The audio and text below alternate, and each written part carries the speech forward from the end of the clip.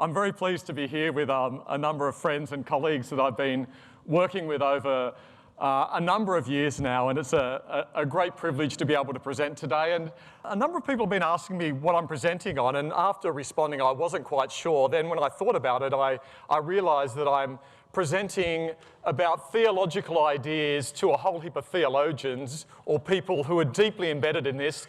Well, thankfully someone's not. Excellent. So there's a couple of people who are not. So for the rest of you, you can hopefully be entertained, and I'm hoping I'm not going to have my friends Marcus and Vaughan shaking their head at some of the theological ideas that I'm talking about.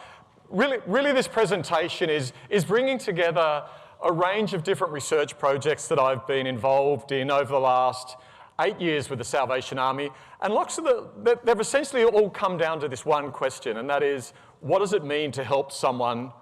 And often that someone is living in poverty, or they're experiencing homelessness, all the intersecting problems that we've heard discussed already this morning in terms of experience of domestic and family violence, the out-of-home care system, and the myriad social harms that compound each other. And that's the question that I've essentially been asking with a range of different studies. And these studies have taken many forms. Some of them we've looked at large sets of administrative data, and we'll talk about this later on. Some of them we've interviewed people, volunteers, corps officers, people using services, and sometimes we've done this ethnographic research where we've gone into Salvation Army homelessness shelters or support services or churches or core community centres, and we've hung around. And what we've really tried to understand is this idea of what it means to help someone, and really the research demonstrates that we can't even think about trying to help someone in a passive sense. It's dynamic and it's interactional.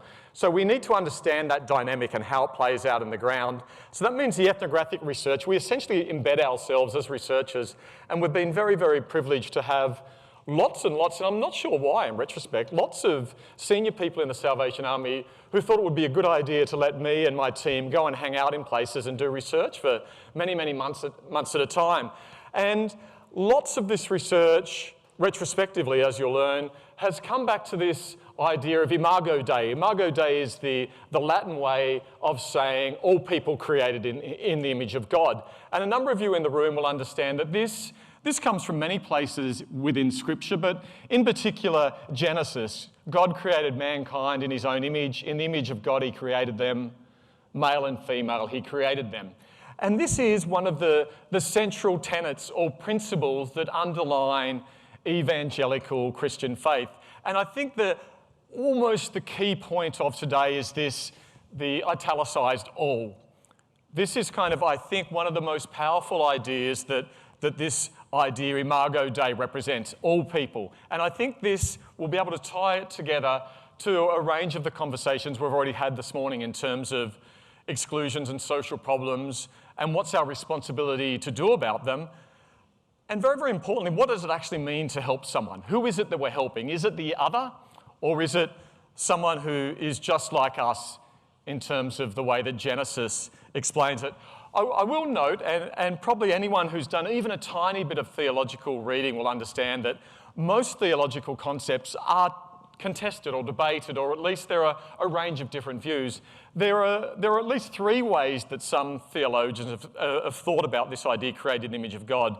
There's the substantive idea, the idea that humans have characteristics or traits similar to the Creator in terms of rationality, morality, free will. And there's the relational idea, the second one, in terms of the image of God will be apparent when people are in relationship with God or when people are in relationship with each other. And there's the third, what they refer to as the functional view, in that people are doing some of God's work in his creation on earth. And I won't get too much into these three interpretations, but rather I'll move more toward the kind of some of the ideas that we've spoken about today. And this idea that I think Imago Dei, created in the image of God, is perhaps most profound, and how, more importantly, I've seen it play out in the Salvation Army in perhaps these first 2 points, inherent worth and equal worth. They are, I think, something of a bedrock or a platform, a basis for how so much of what my research has identified the Salvation Army does in practice. And very, very importantly, it's this idea of worth based on humanity, not based on social role, position, or behaviour. And of course, we know that the world isn't organised like that. The world is very much organised in terms of social role or position, particularly behaviour. And I think the behaviour point is important because we were speaking earlier, or Philip was, about how we respond to people who may have addictions in terms of what might be deserving or undeserving. Certainly Imago Dei tries to put pressure on this idea that behaviour is a challenge to create an image of God. And many theologians draw on the scripture to argue that sin cannot distinguish Imago Dei. Sin cannot distinguish people's worth, their equal worth, their inherent worth. And there can be no person on this basis, irrespective of sin, that does not bear the image of God. And perhaps controversially, there can be no person that doesn't bear the image of God, irrespective of whether they may be conscious of it or not. That's the somewhat controversial theological position, but certainly that's a position that many people would argue is a fair interpretation of Scripture. This is why I think created in the image of God is so powerful, and this, in terms of my research with the Salvation Army, has demonstrated what created in the image of God represents in the most meaningful and profound way, and that is, it is a challenge to the othering.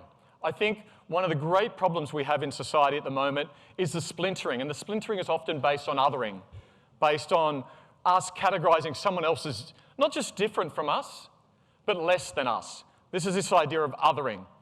We know that, unfortunately, within mainstream media discourse, within a number of policies that we might see, or just in general conversation, we see that people who are poor might not just be seen as people who are poor, they might be seen as the poor, or the addicts, or the homeless, or the clients. There's this kind of idea of encapsulating people's problems with their identity. And these are always negative identities that seek to totalise people, and they seek to do so in a way that dehumanises them.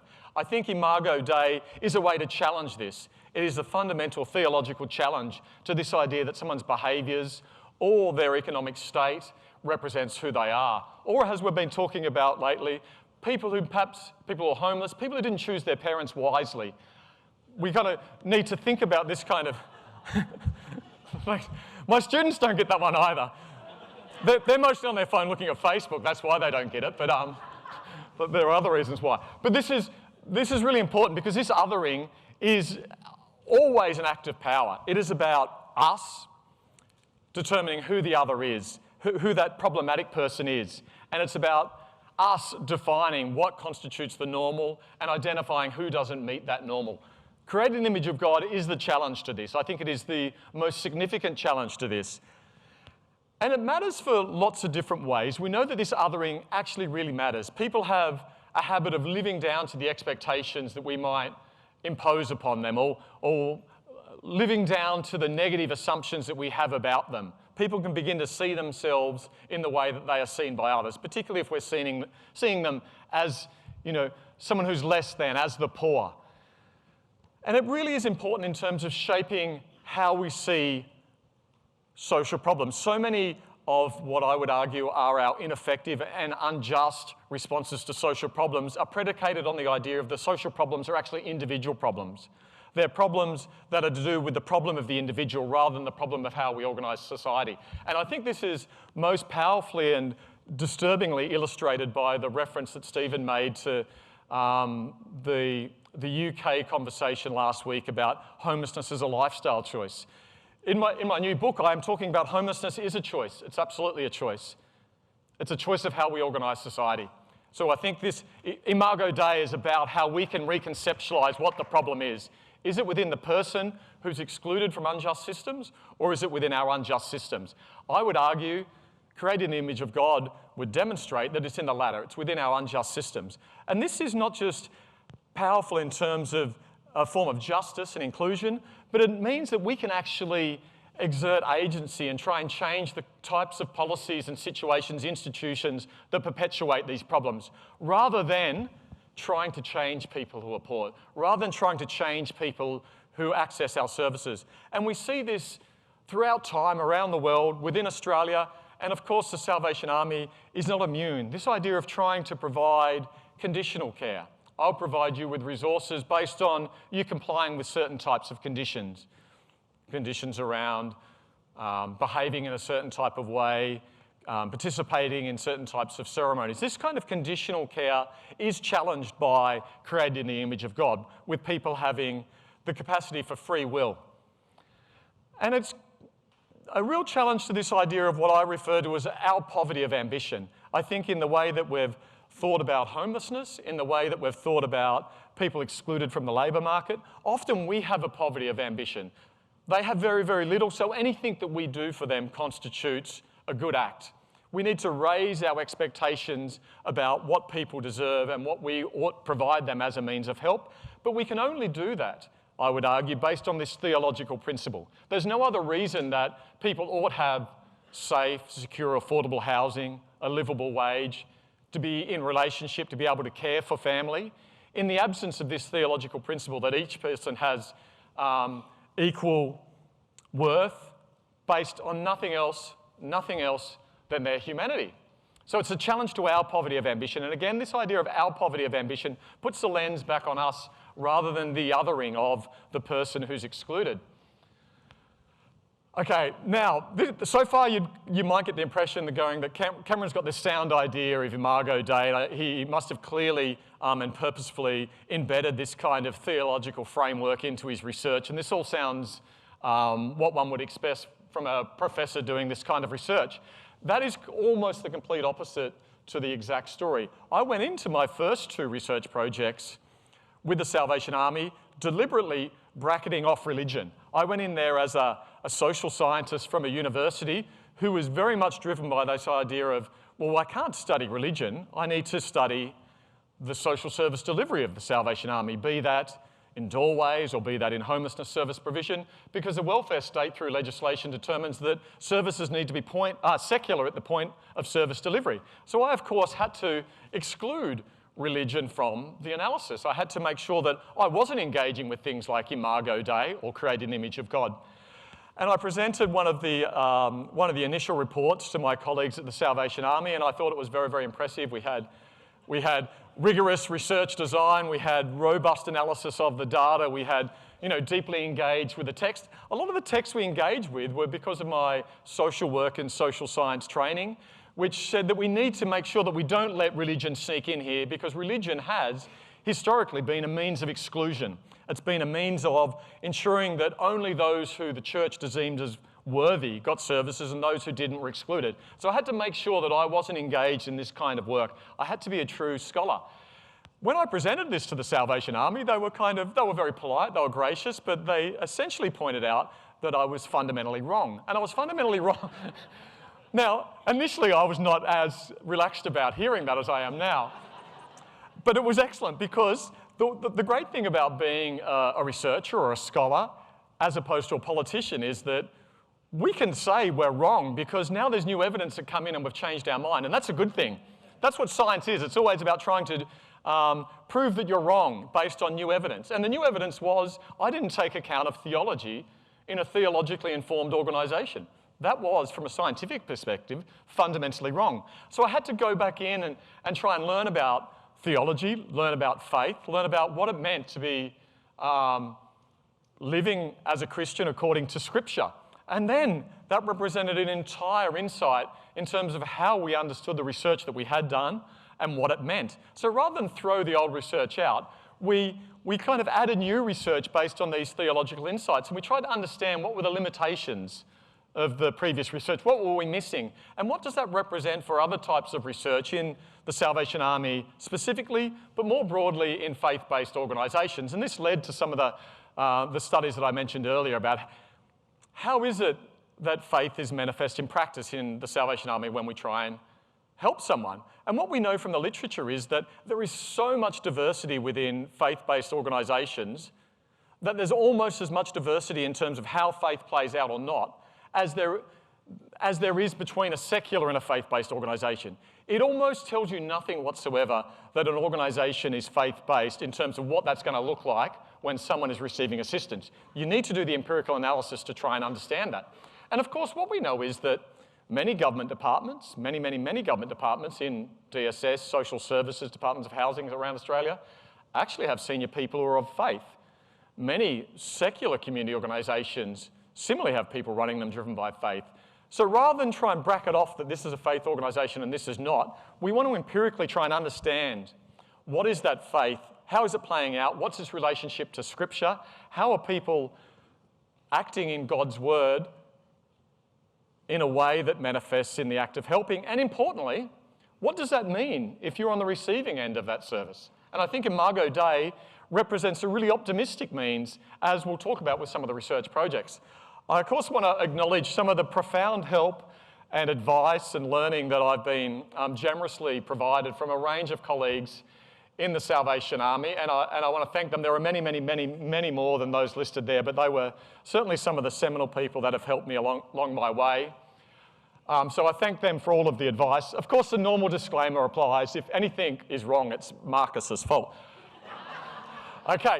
Now, what I think is really interesting here, and happy birthday today, Marcus. What I think is really interesting here, and we've spoken about this idea of human rights, and many of us will be, and me, prior to realising the limitations of my early research in the absence of religion, as a social work student at the University of New South Wales many years ago, I was, and working at a Catholic homeless shelter, I was very much interested in this idea of human rights. And I very much saw human rights to be a secular idea. I saw the United Nations Declaration of Human Rights to be absolutely a secular idea. And I think most people, certainly people in my family or my friends, if I said that, they would see that as unproblematic. Of course it's a secular idea, Cameron. I read a book a few years ago, and I've been doing a lot more reading subsequent to that, a book from Tom Holland. And Tom Holland's thesis is essentially, there is no way whatsoever that human rights would have come into existence were it not for created in the image of God. Imago Dei is actually the framework from which the United Nations Declaration of Human Rights sits. He argued, however, in order for the West, whatever that is, to get through the Declaration of Human Rights, they had to conceal the Christian link to this idea of human rights, because there are many countries that were not Christian, either secular or Islamic, Hindu, who would not have been on board with this idea of human rights had it been couched in terms of the gospel. So there was, Tom Holland argued, and many, many, many deep theologians since and prior to that, who have argued that human rights only make sense because of theology. And what I like about these scholars is they're demonstrating that it's not just about your rights as a human, but it's also about the responsibility that we hold. And this idea, it goes back to this idea of a collective, the relational kind of approach that we're going to talk a lot about for the next, oh gosh, my watch must be fast because time's going quickly. All right, we're going to talk a lot about that. But there's also a really interesting point that some theologians who have been raising recently, and that is, if all people are created in the image of God and we have an absolute responsibility to other people based on nothing else than their humanity, and it's humanity that we care about, what does that mean for our responsibility for the environment, given that future generations of humans are going to be reliant upon that environment? So it's pushing us forward to think about how created in the image of God has implications not just for people in relation with others and people in relation to God, but also people in relation to the environment, which is critical for ongoing generations to be able to live in the way consistent with created in the image of God. I remember the Dalai Lama years ago said that if everyone believed in reincarnation, would be much more interested in the environment. And I think it's a kind of similar idea here in terms of when we start to think about people's worth and our responsibility to all humans based on their humankind, we need to think beyond the human and to think about the world in which we share. What does all this mean? I think a lot of people might hear created in the image of God, all people have rights, inherent worth based on their humanity, and might go, I kind of buy that. That makes sense. Theologically or spiritually, I accept that idea. But then they might not be sure as to how can that actually manifest in the work that we do. And I think this is a really important point, because if I've learned nothing more from the research with the Salvation Army, it is the work that is done is extraordinarily complex. The Salvation Army is, as I think the vast majority of the people in this room can attest, working with people when almost everywhere else in society has let them down, often let them down since the maternity ward. It's hard work. How can these ideas of created in the image of God play out in practice, play out in this extraordinarily complex practice environment? a point that's been raised this morning already. The Salvation Army are currently developing, or perhaps have developed. The Salvation Army is a bit like the University of Queensland. It's so big when policies come through that takes them about 15 years to come out. I think there's a policy of the lived experience and participation framework. What I want to argue is this idea of lived experience can only make sense in the context of created in the image of God. We know that there's a lot of literature from social work, from the human services, from management, that when we consult people as the consumer or the client, after we've already designed what we're going to do, we might just tweak it. It actually doesn't work. In fact, it's counterproductive. It can actually make things worse. Engaging with lived experience is not just a matter of justice, although it is. Engaging with lived experience is an empirical question.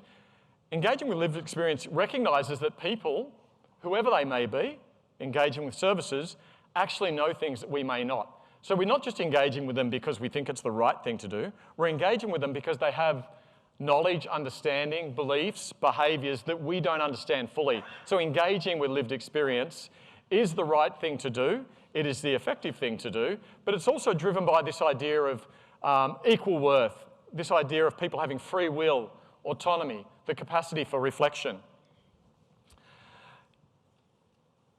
I want to talk about what this idea of imago Dei is not distinguished by sin, but the reality is when we work in doorways, for example, or when we work out in the community, in homelessness services, in drug and alcohol services, we still have to implement our work within a practice framework. We still have to be able to do things that comply with government policy, with our funding conditions, and also the policies and the procedures of our organisation. How do we ensure that we manifest that all people are of equal worth and everyone deserves everything the same as everyone else based on their humanity, but also run a service? How do we run a community centre when people might be behaving in a way that makes it hard to work with them? What do you do if you don't work with someone for some reason? What does that mean for their created in the image of God? And I think this core officer here, a very, very brilliant core officer here, who I learn an awful lot from, explains this well. And they explain it in terms of the work that we do is always based on there is no barrier whatsoever to anyone working with us. We do whatever we can. We break down structures and systems so that people are included. Again, a reasonable proposition. But the core officer goes on to explain, but some people actually might have to be excluded from our service. They might have to be excluded from our service because of, for example, a safety risk. That's a reality that many people out there doing the real work are confronted with. And the core officer explains that there's a decoupling between someone's behaviour might have led to them need to be excluded for safety reasons, for H&S reasons, for very legitimate reasons, and not seeing them as created in the image of God. We may exclude someone, but we still see them as having inherent worth and dignity. We still might try and engage with them. We don't change how we see them, but we might have to do things that mean we work with them in a different way. So it's putting pressure on this idea of what created in the image of God means at the practice level. And I think this is really important. So it can kind of be a challenge to this idea that created in the image of God can be too thin. It can just be one of these good ideas. How do we implement it in practice?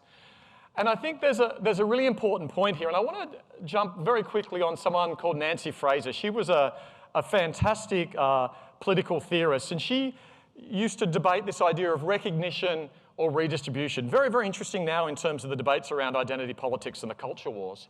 She said that, yes, there are people who are economically marginalised, but what we need to do is think about the way that they're also misrecognised. We need to think about what we discussed earlier on. People are not just living in poverty, but they're the poor or the homeless or the addict. What she argued was we actually need to think about recognition. We need to think about overcoming their othered state. But that's never the end. We need to overcome their other state so that we can achieve economic redistribution. She argued that it's very, very hard to achieve economic redistribution, a comprehensive and universal welfare state, when we see some people as less than, when we misrecognise them. So for her, the recognition, the overcoming the othering, was the necessary means to achieve the kind of redistribution, the justice, the work that happens at the structural level. And I think this is a challenge to some ideas that have been perhaps predominant in the political left, in the woke left, whatever that is, around focusing on representation. Nancy Fraser says, absolutely representation matters, how we see people, but that should only be a means to try and ensure that they have economic inclusion, that they are able to economically and socially participate in society. So the recognition is important, but it has to be coupled with the redistribution. If I can just jump away from Wesleyan tradition for 1 minute, please forgive me, but I really get into a theology of liberation. I think it was Rod Ewell that introduced me to this.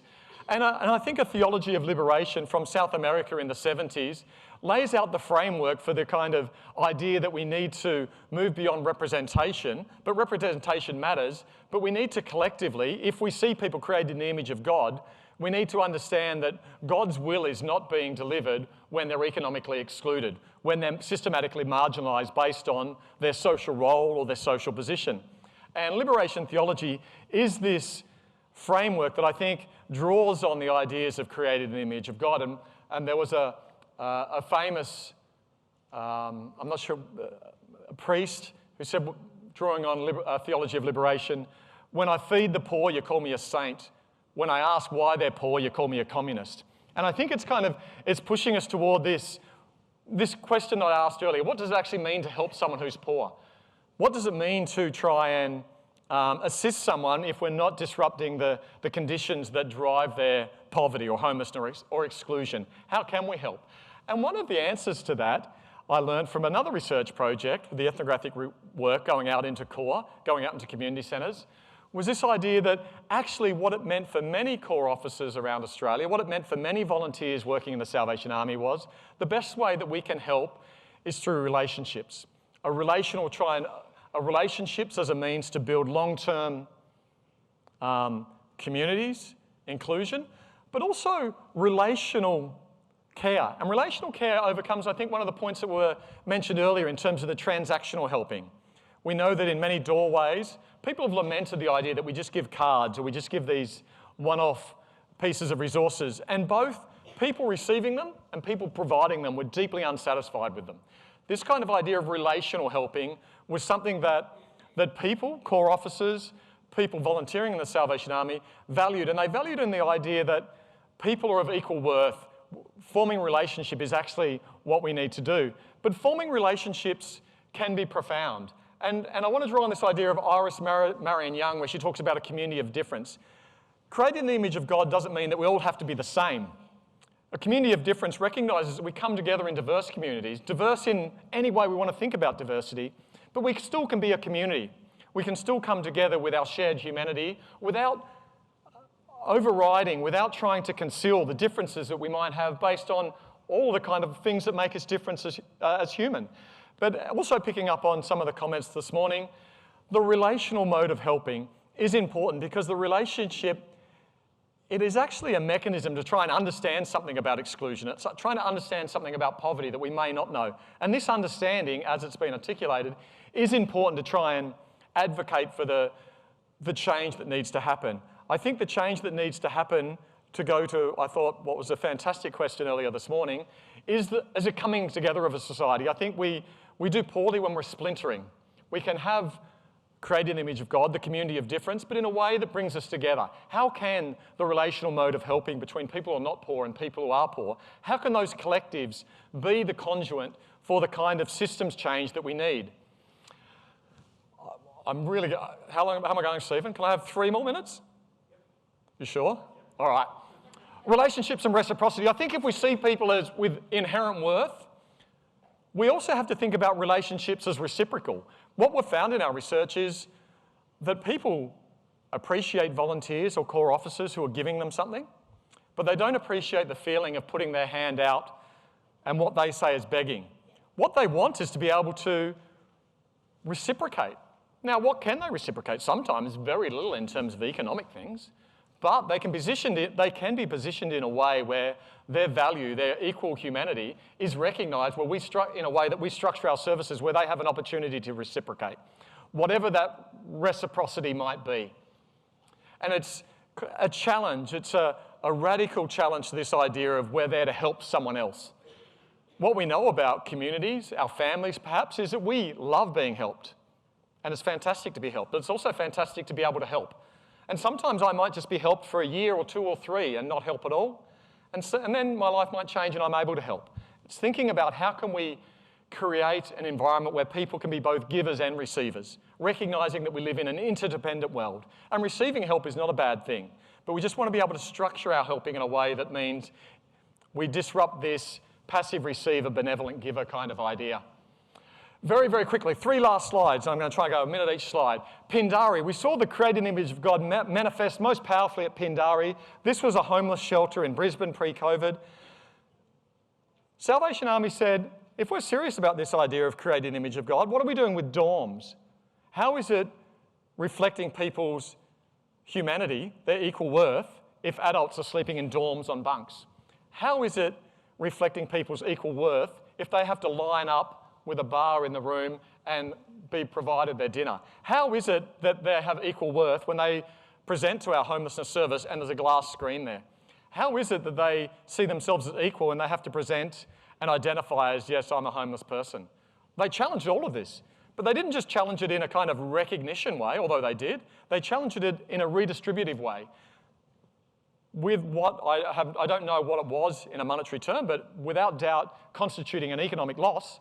They knocked down the dormitories and created all single rooms. Lower capacity, fewer numbers, fewer dollars, but the single rooms reflected the Salvation Army's commitment to all people created in the image of God. They have equal worth. If they have equal worth, we can't have them in dormitories. The screens, the safety screens, they all had to move. A lot of staff said, oh, we're going to be assaulted. You know, this represents a you are the other, this screen. They went. For the 2 years of research we did after that, there was no conflict. In fact, the staff disclosed how actually things felt safer. Caseworkers were not meant to sit behind the desk. They had to be out on the floor engaging with people in that relational kind of a way. And I think Pindari, the changes they made, Aaron, correct me if I'm wrong, or Jed, I think the Salvation Army sold this now to a Catholic school, Terrace. So, penultimate, Scott, this is really, really interesting, and I think it goes to the idea of how we can help and how we see people. There's way too much complexity here for me to try and explain within the time I have left, but that doesn't matter. What this really demonstrates is that we got all of the data on people requesting emergency relief in Queensland from the Salvation Army and St Vincent de Paul. Every single request for emergency relief. And you can see here, in the years pre-COVID, in the years pre-COVID, there's a pretty typical rate of requesting emergency relief, going in and saying, I need my power paid, or I need food. And you can see the predictable spikes. Now these here, see the 1, 2, 3, 4 shaded colours, these represent demonstrable increases in income support from the state, be it the corona supplement or the economic stimulus payments. What we see here, empirically, we've proved what I think every single person in this room would go, oh yeah, when we paid as a society people a livable wage, guess what happened? They don't go to the Salvation Army or Vinnie's and ask for emergency relief.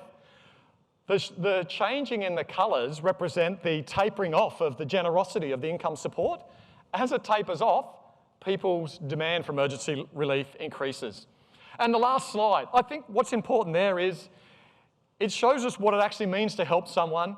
And the Salvation Army was important in the Raise the Rate campaign, but it also opens up the idea of if the Salvation Army is able to create the conditions where people have economic independence, perhaps they can dedicate more energy toward the relational care, the building community, the kind of things that many, many, many core officers and volunteers talk about as animating them to get out of bed in the morning. Last slide.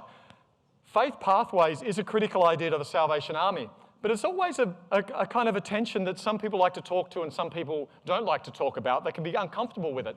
I think creating the image of God is a type of theology that Vaughan, Brad and Marcus and I will talk about later on, a thick theology where we can think about what does that actually mean.